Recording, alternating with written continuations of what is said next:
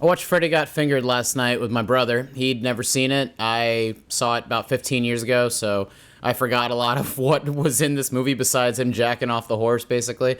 But he thought it was the worst movie he's ever seen in his life. I think it's one of the funniest things I have ever seen, honestly, because, love or hate Tom Green, this is such a perfect representation of, like, what his style of humor is like, what he is like, and it's just that the whole time. It's just him being weird and crazy, and I really love it. I love it because it's the antithesis of what cinema is. What I go about watching movies always with this wanting something to, like, profoundly change my life, or wanting something to make me fall in love with movies all over again. And this movie reminded me of how much I love comedies of a certain era, and how somehow this movie got greenlit. Somehow somebody paid for that. I couldn't help but think about that the entire time, that somebody paid for this. I don't know how much the budget was, but, wow. Just wow. As far as this movie existing at all is such a, in its own way, it's an achievement, But I love Tom Green. I think that Subway, or the bit with him at Subway, putting on all of the unnecessarily putting a bunch of ingredients on his sandwich. I think most of the stuff that I've seen from him is just so just bizarre. It's fucking bizarre and out there. While I do think that Jackass and Tom Green and certain people, like, kind of open the door for obnoxious streamers and people being legitimate hooligans on society, I still think that at the time that all these things came out, and just this, I don't know, just the fact that the 90s and 2000s was such a, man, it was such a perfect time for anybody to do kind of anything they wanted creatively. And this is an example of the fact that Tom Green made a movie at all is just miraculous in a lot of ways. I watched his skateboarding podcast recently too. I think it's great that he's still doing his thing, and it's kind of funny to see him kind of normal on there in his 50s at this point. I think he's like 55 now, but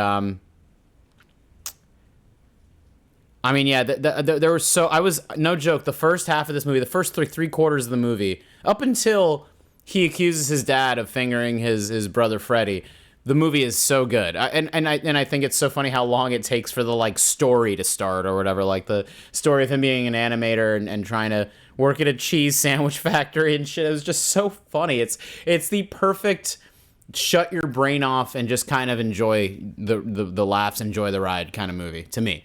I also wonder if it's just for people of a certain age, for stoners like myself. Like, I don't know if it's, I mean, I don't think most people would like this, but the few of us that do, the people that give this that kind of cult status, we really love it and appreciate. I just love how stupid it is. It is the dumbest fucking movie I've ever seen in my life, and that's why it's so hilarious.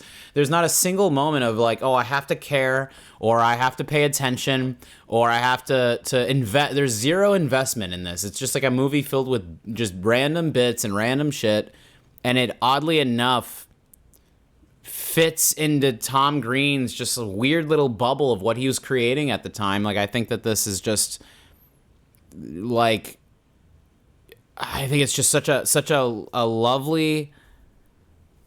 I'm not lying, and I'm not, like, saying this sarcastically. I really think that this is such a lovely, experimental, absurdist, comedic film. I really do think that this is. I mean, Jesus fucking Christ, dude. He's got a fake baby swinging on an umbilical cord, and he bites the umbilical cord, and it's like just so. When what's his face from Half Baked, I forget the actor's name, but what's his face from Half Baked, like, breaks his leg, and he's just licking the bone. It's like so. It feels like anything that he thought of in the moment or in the script. He was just like, all right, I'm going to do this. Now shoot it. Like, everyone, I'm just picturing, what was it like being in the crew on this movie? What was it like being a part of it?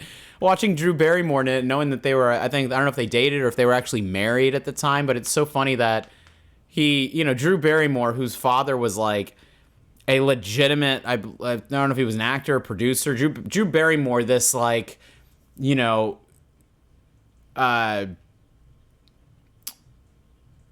this poster child. She's like this poster child of, like, not even Nepo babies, but people that are like so ensconced in the film industry and so like attached to it. Like her life is so synonymous with the film industry and film history in a lot of ways. And she was an ET when she was just a little kid. Like the fact that the two of them got together is such a what the fuck kind of moment to add to the what the fuck that this movie is just as a whole. I think it's not a masterpiece is definitely an overstatement, but for Tom Green and for him to make a movie, it's definitely like got something very special going on. And it's definitely not going to be nominated for any awards outside of the Razzies or be a part of the Criterion Collection by any means, but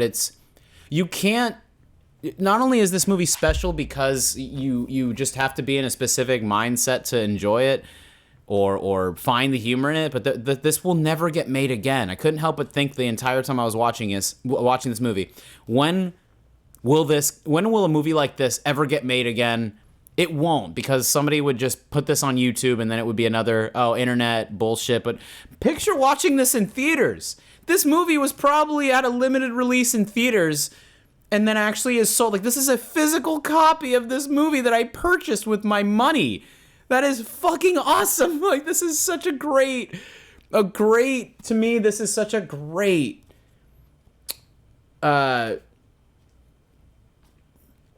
momentous, like, piece of art that represents this is the epitome and the beacon of just how willing people were like, how people were not only willing to take risks, but how many people were greenlit for just absolutely ridiculous projects like this. Now, this would just be some bullshit like Netflix original movie, or like I said, something that's put on YouTube by Tom Green. But my God, this is very special to me for some reason. I'm so happy that I own it physically and that I can just watch it. And I just want to point out, honestly, watching DVDs, it does not look, 720p or whatever does not look amazing on a 4K TV stretched out. But not only does my 4K player, I think, upscale it a little bit, but it's not unwatchable. Like, I think people think DVDs are like, we're so used to 4K streaming and just everything looking like perfect. But DVDs, a lot of them are still very watchable. I got Mortal Kombat on Blu-ray recently, however, because that one, even with the widescreen mode on the DVD, it basically squeezes the aspect ratio. Like, normally when you put a widescreen DVD, it'll fill the whole thing, right? But I think this was whenever Mortal Kombat came out on DVD, it was, even the widescreen edition was made for CRTs or for 4:3 screens, because when I put it in my 4K TV, it was squished, basically. It had the letterboxing, but it was still in 4:3, so basically the whole thing was just shrunk. And what I mean is, other than that, DVDs are still watchable. I thoroughly enjoyed this and wasn't thinking like, oh, the picture quality isn't good, or like, oh, this isn't watchable. I was totally invested in it and completely into it, and like a lot of DVDs, especially for animated movies or for like older thing, you'd be surprised how good DVDs still look by today's standards. As far, I guess if you're somebody like me and just will watch whatever and you don't care about the quality of it, that's one thing. But Freddy Got Fingered, or just like not even Freddy Got Fingered, just DVDs. It's like, I don't know, just like no different than streaming in 720p. Like I guess I'm used to that because I remember streaming Dexter with like the shittiest quality where it was buffering, like when you could stream TV shows more easily back 10 or 15 years ago. So I just wanted to point that out. DVDs are still 100% watchable, and movies like this, they don't have them on Blu-ray. There is no, believe it or not, Freddy Got Fingered didn't get a 4K UHD remaster or director Tom Green approved stamp or whatever. Like it just adds to it. It adds to this like cult vibe of this like what the fuck is this? And I'm absolutely enamored and I'm fascinated by this stuff. I am really fascinated. Like, on one hand, my personality is like two things: serious, like dramatic cinema with actors with actors that are like absolutely bringing their all, and a script that is like out of this world. Like, a part of me like has such a respect and love for cinema. And then at the same time, I was born in '93. This movie was made for me. And movies like this are just very, very important in as far as a piece of time. Like this movie again will never get made again. Nothing like this will ever get released again. And I think we need to move back to this. As much as people might hate this movie, or as much as people might think that a lot of movies shouldn't have been greenlit at the time or shouldn't have been made, I harshly disagree. I 100% disagree that I would rather live in a world where movies like this get greenlit and people take risks and people make things specifically for people like myself or for specific audiences. Everyone has to have the HBO approach, the HBO back in the 90s, 2000s, like I'm saying. 90s and 2000s was such a special time for film and TV because HBO's attitude, essentially, I don't know if it's still like this because they feel like they're falling into that Netflix kind of category, as well as the fact that Apple TV and these other, networks are kind of stealing, these other companies are kind of stealing they're taking their fair share of all of the good scripts and good original ideas and shows like Widow's Bay. I've heard a lot of good things. But what I mean is at one point HBO was like, not every show is for everybody. Sex and the City wasn't made for guys. And, certain shows like, I don't know, Insecure, are not made for everybody.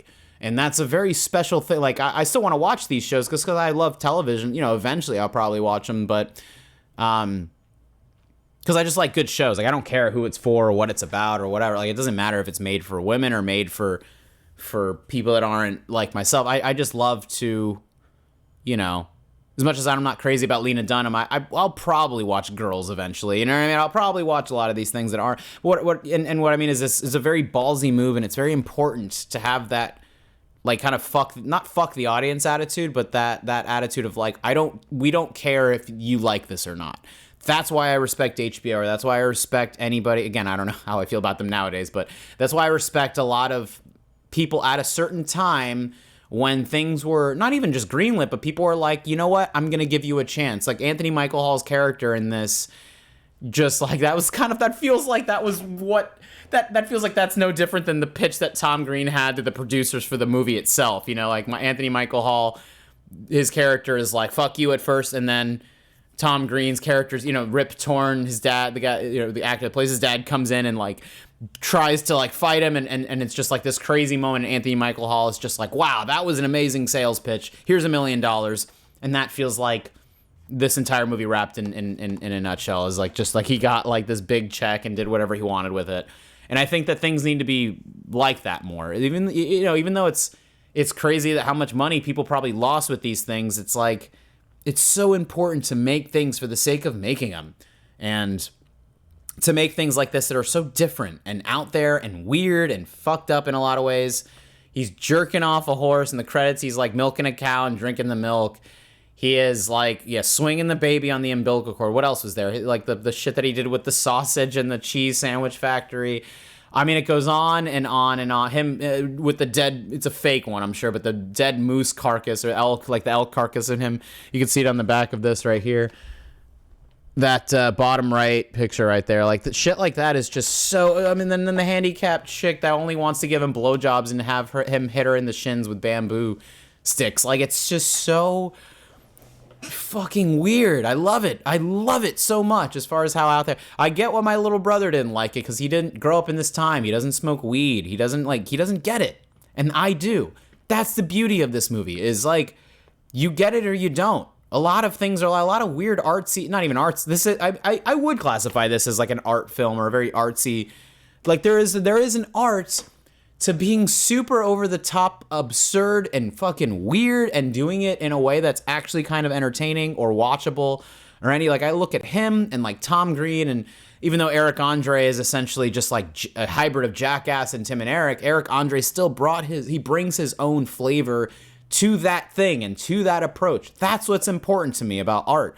That's what's important about a lot of this shit, is like, what are you able to show people your own kind of stenciled, unique just approach to these things, and will people fuck with it or not? Like, a lot of people love Tom Green and a lot of people don't. I'm pretty sure Roger Ebert like said this is like one of the worst movies ever and gave it like half a star. Like it's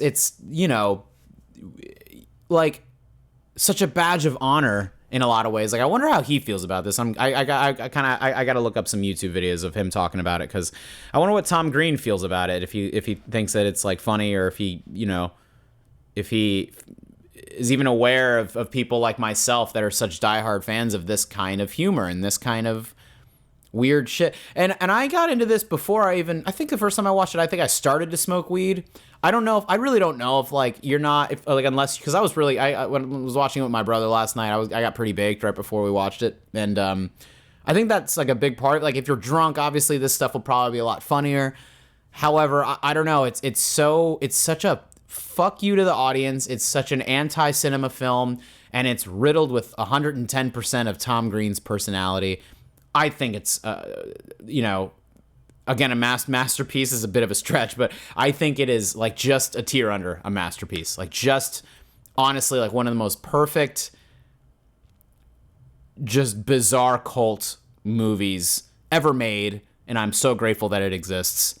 If you haven't seen Freddy Got Fingered, you should, and I'd love to hear what you think about it. If you hate it, please. If you hate this movie, I want to hear why you hate it. If you love this movie, I also want to hear that too. I'm always forever open to having conversations, as long as it's something. Sometimes people add comments on here, and it's more so just like how they feel about the movie, and there's not really much of a conversation starter there. But if anybody is like ever wanting to have conversations about these movies that I'm reviewing, or chat about like this stuff more in depth, I'm always open to it. I'm always open to having a chat, because I think Freddy Got Fingered would inspire. I mean, you take 10 people and show them this movie, what kind of conversation are they all going to have about it afterwards? What are they going to talk about? I think most people, like 8 out of 10 people, wouldn't like it at all. But the 2 people, no different than the one guy in 12 Angry Men, I think the 2 people would be able to convince the others why it's good, or why it's funny, or why there's a lot of like subtle. It's, again, I can't say there's any genius in this. I can't say it's such a stretch. Genius is such a, I would not classify him in the same area as like Albert Einstein in his field, like in their own separate fields. Like, I wouldn't necessarily bring Tom Green up to that level, but Tom Green is inspiring because he is just proof that you can be so yourself, and you can be so much of your kind of obnoxious, you can bring so much of your obnoxious like weirdness out, and somebody will probably like it. Somebody will enjoy it or find it funny. That's so inspiring to me, because I feel that way a lot of times too with my own art. Like, will people get it? Will people get me? Will people know what I'm trying to do? And Tom Green, I knew exactly what you were trying to do with this movie, and I think it's fucking amazing. I really think this is just such a good, lacking any serious kind of vibe. It is not serious at all. Even comedy movies like have some sort of like, the story is taken seriously. The actors are kind of, Dumb and Dumber, for example, like there is kind of a story there. It falls into that same, like, okay, it's just a movie filled with bits, but that movie still has 2 amazing actors, Jim Carrey and Jeff Daniels, in it. It's got a good, like a solid, there is a plot, there is some sort of story. This Freddy Got Fingered is just not anywhere in that area of storytelling, and it's so just anti-everything. It's just complete the antithesis of cinema as a whole. I really love it.